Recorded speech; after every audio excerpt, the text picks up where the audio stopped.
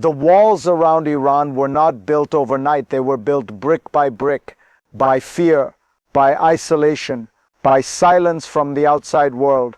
And now, for the first time in decades, those walls are shaking. What you are witnessing is not just another protest, not another cycle of anger and repression. This is a psychological rupture, a moment when a population realizes the regime is weaker than it pretends, and its protectors are far less reliable than advertised. Last year, the B-2 strike and the brief but brutal 12-day war exposed something dangerous. The Islamic Republic is not invincible. It is brittle, and brittle systems crack fast. That realization is spreading through the streets of Tehran, through cities starved of food, water, fuel, and hope.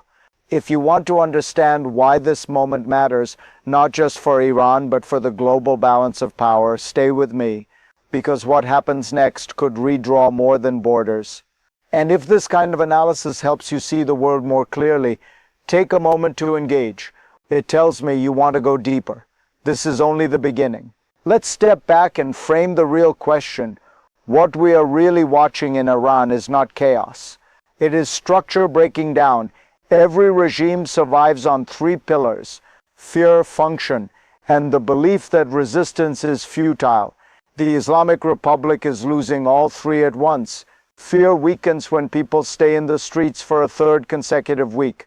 Function collapses when a state cannot deliver food, water, fuel, or a stable currency. Belief dies the moment a regime's military defenses are exposed as hollow. This is why timing matters. In 2009, protesters rose before the system cracked. The regime recovered, slowly, brutally. Today, the order is reversed. Military humiliation came first, economic decay followed, public defiance came last, and behind the regime stands China, not as a savior, but as a silent beneficiary. Beijing extracted value, energy, influence, strategic leverage. But when the moment of truth arrived, it offered nothing. To understand how Iran reached this fragile point, we need to rewind, not years, decades. To understand this moment, you have to understand the cycle that built it. The Islamic Republic was born in 1979 on a promise: resistance to America, religious purity, economic justice. Over time, ideology replaced governance, and symbolism replaced competence. The regime survived not because it delivered prosperity, but because it monopolized power. Oil revenues masked inefficiency. Repression substituted for legitimacy. External enemies became a permanent excuse. For decades, this system functioned just well enough, until it didn't. Sanctions tightened, corruption deepened, currency collapsed, and the state's capacity to provide basic services eroded. Into this vacuum stepped China, not as a reformer, as an extractor. The 25-year strategic partnership signed in 2021 locked Iran into a dependent role: resources out, cheap energy out, political loyalty out. In return, Tehran received surveillance tools, information control, and promises of protection. But systems built on dependency age badly, and when pressure comes fast, history accelerates. That acceleration is about to collide with its first breaking point. The first rupture came not from the streets, but from the sky. When Israel and the United States struck during the 12-day war, something irreversible happened. The myth cracked. For years, the regime sold a story: advanced air defenses, strategic depth, powerful allies. None of it held. The B-2 strike was not just military. It was psychological. A message delivered at supersonic speed: you are exposed, you are vulnerable, and your patrons will not save you. Inside Iran, people were watching closely, silently. They saw defenses fail, they saw command structures hesitate, they saw a regime that looked for the first time human and afraid. This mattered more than any speech ever could, because revolutions don't start when people are angry. They start when fear changes sides, and something else became clear. China did nothing. No intervention, no deterrence, no rescue. For a regime built on projecting strength, this was devastating. If this analysis sharpens how you see power and illusion, stay engaged. Understanding moments like this is how you anticipate what comes next. Because the real danger was never the strike itself. It was what it revealed underneath. Power does not collapse from pressure alone. It collapses when its internal mechanisms turn against it. The Islamic Republic is not just a government. It is a system, and systems fail quietly before they fail publicly. At its core is a trade. The regime controls information. In exchange, it promises stability. That bargain is now broken. The state can no longer deliver basic services, but it still demands obedience.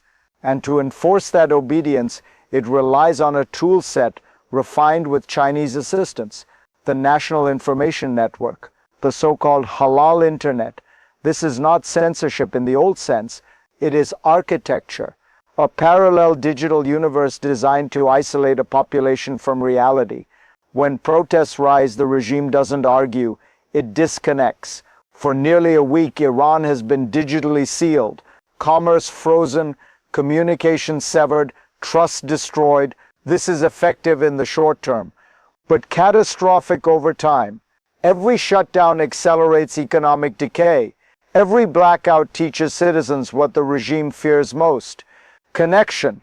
And here lies the paradox. The very system designed to preserve control exposes how fragile that control has become. When power must constantly hide, it is already leaking. That leak is about to become a flood. Pressure does not stay contained. It moves, it accelerates. It looks for the weakest seam, and that seam is now visible. The second crisis is not military. It is systemic. When the regime shut down the internet, it did not just silence dissent. It froze the economy. No payments, no logistics, no coordination. Small businesses collapsed in real time. Supply chains snapped. Prices spiked. This is what happens when control mechanisms collide with economic reality. A modern state cannot function offline, and Iran is no longer a closed society pretending to be modern. It is a modern society being forced backward. Every additional day of digital isolation multiplies losses, not abstract losses, personal ones, wages unpaid, savings evaporating, medical access disrupted. And here is the trap. If the regime reconnects, protests regroup, if it stays dark, the economy bleeds out. There is no stable equilibrium anymore. This is why the streets have not emptied. This is why numbers hold. This is why fear has not returned. Because now, staying home feels just as dangerous as going out. And when a population reaches that conclusion, momentum becomes very hard to reverse. This is where the story stops being abstract and becomes personal. Because if you are an ordinary Iranian, this crisis is not geopolitical. It is daily life. You wake up without certainty about work, about money, about whether the internet will exist today. You are not asking for ideology. You are asking for water, fuel, food, dignity. And when the state responds by cutting you off from the world, something breaks inside. Not anger, resolve. You realize the system is not protecting you. It is protecting itself. And you notice something else. No one is coming to save the regime. Not China, not its militias, not its myths. That knowledge changes behavior. It changes posture. It changes courage. If you've ever wondered how ordinary people find extraordinary strength, this is it. Not hope, necessity. If this perspective helps you feel what numbers and headlines can't, stay connected. Understanding people is how we understand power, because what begins with individuals never ends there. What happens inside Iran never stays inside Iran, because Iran is not isolated. It sits at the center of energy flows, conflict corridors, great power competition. A weakened Islamic Republic sends shockwaves outward. First, the Middle East recalibrates. Allies and adversaries reassess risk. Deterrence shifts. Silence becomes strategy. Second, China feels the tremor, not rhetorically, materially. Iran has been a source of cheap energy, a geopolitical lever against the West, a node in Beijing's expanding influence network. If that node destabilizes, China loses more than oil. It loses credibility. Because power is not measured by contracts signed in peacetime, it is measured by what you do when your partner is under fire. Beijing did nothing. That lesson is being absorbed far beyond Tehran, in capitals, in boardrooms, in other dependent states quietly taking notes. And then there is the precedent, a population challenging a Chinese-enabled surveillance system, exposing its limits, demonstrating its costs.